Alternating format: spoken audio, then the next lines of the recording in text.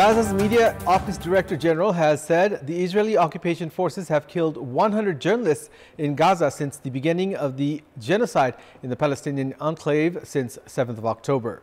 According to the government media office in Gaza, Palestinian journalist Mohammed Abu Huidi was the latest to be killed in an Israeli air raid on his home in the east of Gaza City yesterday.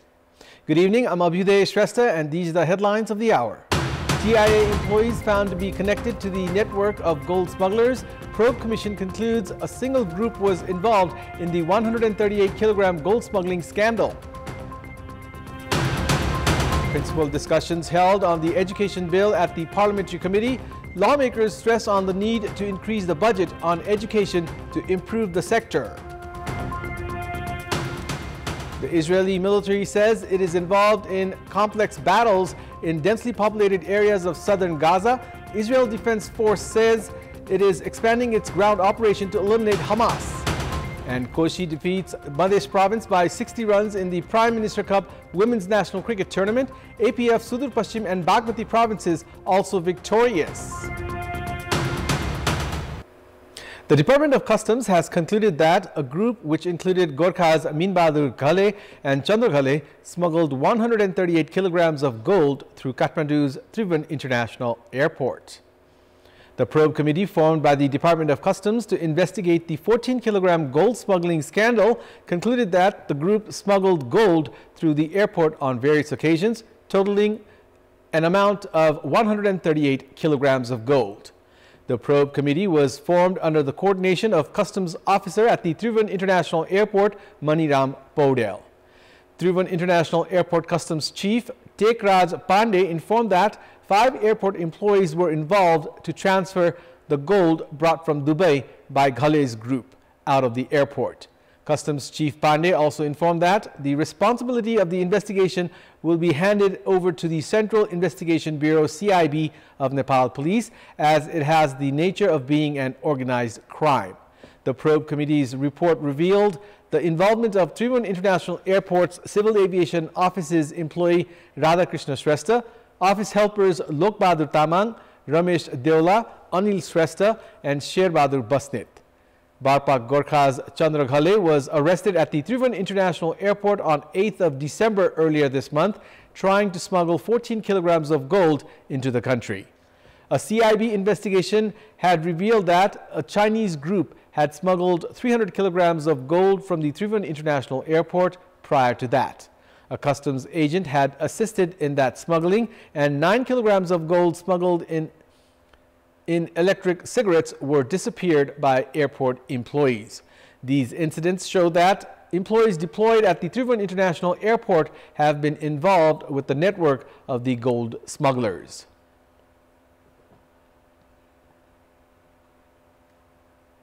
Lawmakers have suggested to increase the education budget to improve the deteriorating education sector. At the discussion held on the federal education bill at the Education and Health Committee of the House of Representatives today, parliamentarians stressed on increasing the budget to improve community education. They suggested to include in the bill only one type of permanent teacher system and address the issues that were included in the agreement reached during the teachers' movement. Currently, there is provision of 21 types of teachers at school level. The lawmakers also stressed on the need to link skill with education in the bill. The government is making preparations to introduce a new Education Act after 52 years by dismissing the Education Act 1971. The parliamentarians also suggested to address all grievances regarding school education and include child development, madrasa, gurukul, among others, in the school structure. At the meeting, they put forth their views that schools should be free from politics and laws should be formulated so that employees serving the nation should send their children to community schools. Education Minister Ashok Rai made it clear that the education bill was brought by holding discussions with all concerned sides. Minister Rai said that good education can be provided only if at least 20% of the total budget is allocated to education, and informed that he was always ready for the formation of such an Education Act. The government had presented the education bill at the Parliament on 1st of October earlier this year. The Supreme Court's Chief Registrar Lal Bahadur Kunwar and Registrar Nirmala Podel have been recommended as High Court judges. The Judicial Council recommended Chief Registrar Kunwar as a judge for High Court Patan and Registrar Podel as a judge for High Court Pokhara. Prior to this, Kunwar was also recommended for the post of judge at the High Court when Deep Kumar Karki was the acting Chief Justice at the Supreme Court. However, he had rejected the post at that time. Kunwar has been recommended for the post of judge at High Court Patan this time around after reaching an agreement with him. There is a practice of recommending the Apex Court's Chief Registrar for the post of judge at the High Court. An automated court hearing date management system has been set up at all the high courts of the country. The automated court hearing date management system was inaugurated by Chief Justice Vishwambar Prasad Shrestha at a program held at the Patan High Court today. Speaking at the program, Chief Justice Shrestha said that provision to register cases and writs from the law firms of lawyers is not far away in the future. Shrestha also stated that works will now start through online registration. Prior to the introduction of the automated court hearing date management system, hearing dates were assigned manually. It has been informed that the hearing dates will be provided through SMS after the automated system starts. In our Public Voice segment, today we have asked people in several provinces how they evaluate the government's efforts to improve the economy in the past 1 year. Let's take a look at what they had to say.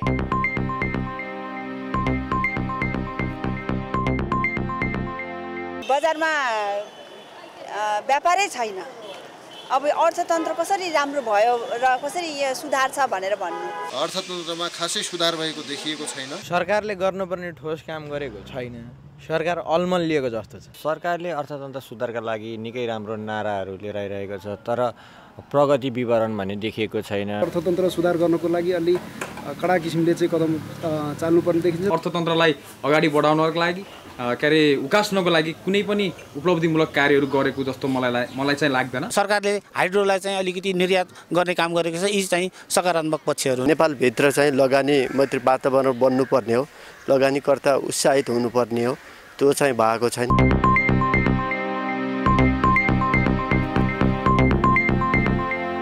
It's now time for our segment Public Pulse, where you text us with your opinion. Public Pulse. But before that, let's take a look at the results from yesterday's poll. Yesterday, we had asked you, what's your take on earthquake victims not receiving pledged grants to construct temporary shelters even after 2 months since the earthquake? 35% voted for A, feeble government mechanism, 41% voted for B, public representatives' irresponsibility, and 24% voted for C, procedural delay. And here's today's question. What should be done to better manage child correction homes? Your options are A, improve infrastructure, B, effective monitoring, and C, clear laws. The voting is on. Type NEWS, select your option A, B, or C, and send it to 34001 to share your opinion with us. It's time now for the international update.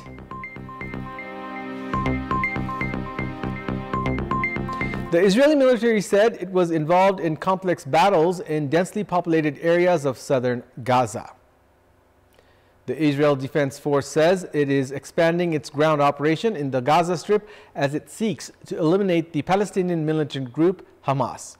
Army spokesperson Daniel Hagari said Israel's forces have destroyed or confiscated about 30,000 explosive devices, including anti-tank missiles and rockets owned by Hamas, which the United States, the European Union, and others have labeled as terrorist organization.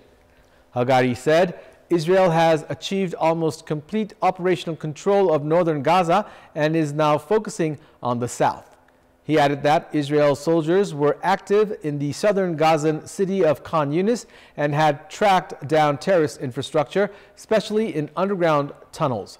Hagari added that the Israel Defense Force capacity in Gaza would be reinforced in the coming days, as destroying tunnels will be time-consuming.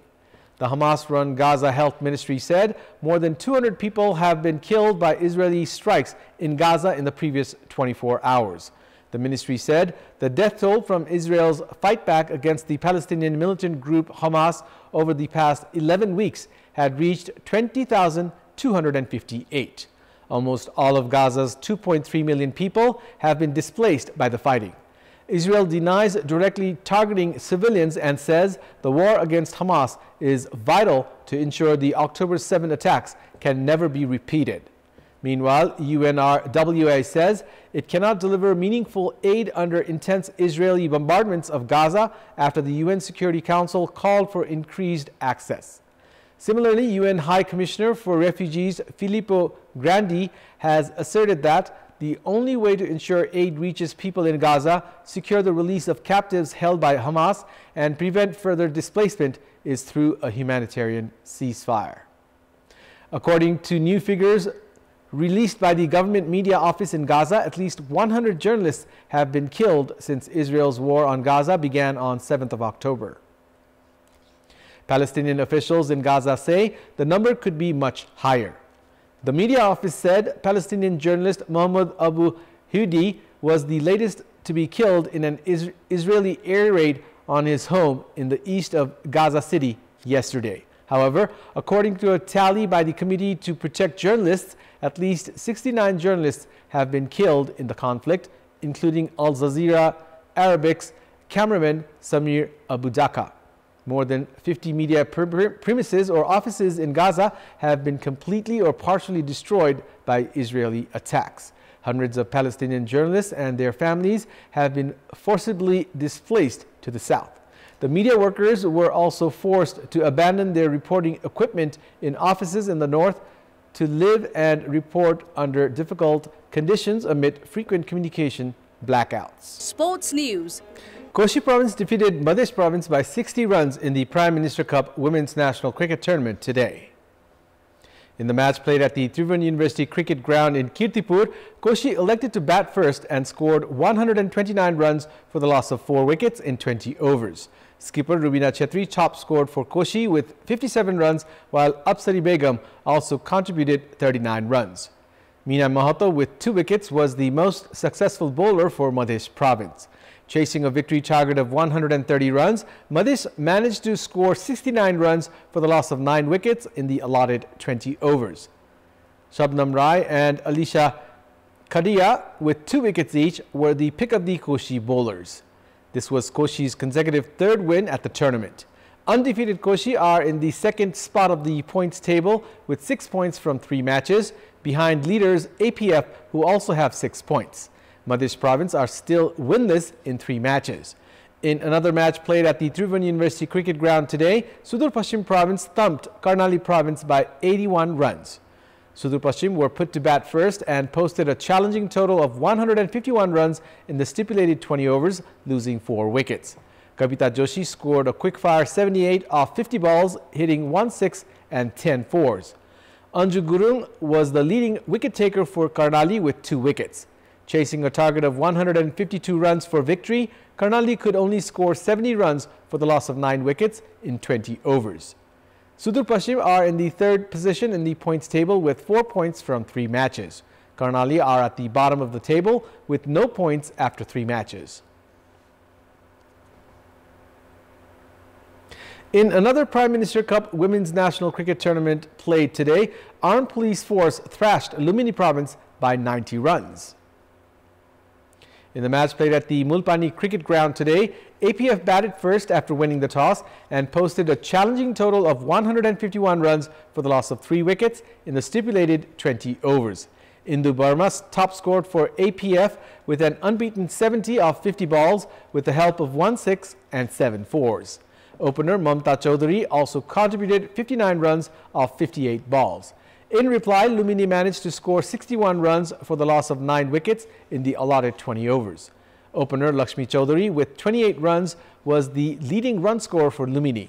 None of the other Lumini batters were able to score in double digits. Indu Burma was the pick of the APF bowlers, grabbing 3 wickets. Undefeated APF lead the table with 6 points from 3 matches. This was Lumini's 2nd consecutive loss at the tournament. Lumini are at the 6th spot of the points table with 2 points from 3 matches. In another match played at the Mulpani Ground today, Bagmati Province defeated Gandaki Province by 4 wickets. Gandaki batted first and posted 112 runs for the loss of 4 wickets in the allotted 20 overs. Anjali Vishwakarma was the leading run scorer for Gandaki with 28 runs. In reply, Bagmati romped home with 8 balls remaining and 4 wickets in hand. Yashoda Bishta top scored for Bagmati with 39 runs. Bagmati are 4th in the table with 4 points from 3 matches, while Gandaki are 5th with 2 points from 3 matches.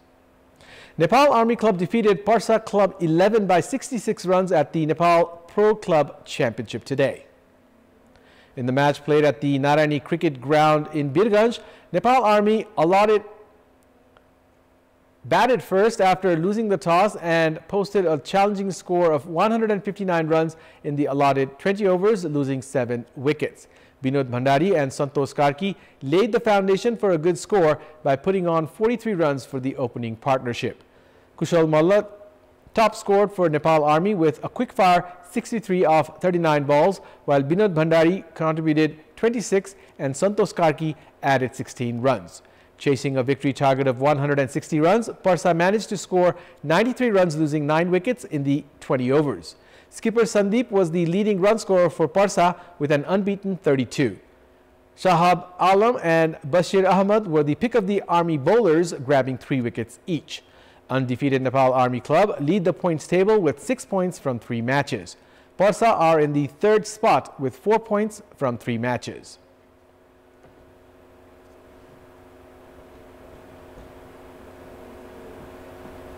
In another Nepal Pro Club Championship match played today, Nepal Police Club thumped Army Armed Police Force by 89 runs.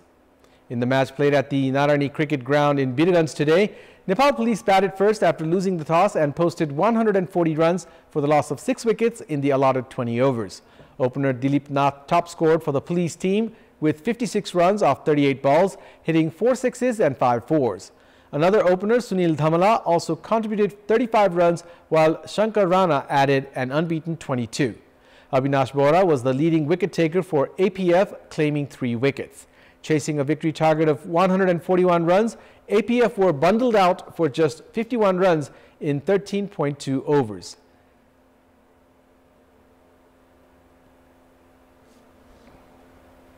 That's all for the moment. Thank you for watching. Good night.